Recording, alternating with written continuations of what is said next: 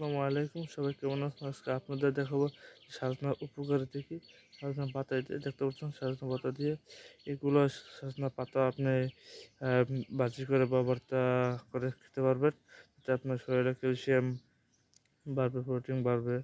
আর সাজনা পাতা ফল রয়েছে, ফল দিয়েও আপনারা মনে করেন এই সাজনা ফল এটা তরকারি রান্না করে আর কি ভিটামিন ক্যালসিয়াম থাকে। যদি কারো বিষ শরীরে বাত ব্যথা থাকে, বিষ থাকে, ব্যথা থাকে, এগুলো অনেক উপকারী হয়।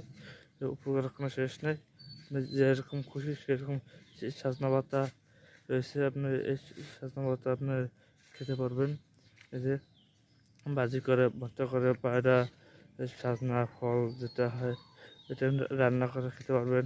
বিভিন্ন ধরনের তরকারি দিয়ে বা ডালের ভিতর দিয়ে আপনারা খেতে পারবেন। অনেক উপকার আছে। বা ভিডিওটি শেয়ার করবেন, চ্যানেলটি সাবস্ক্রাইব করে দেবেন।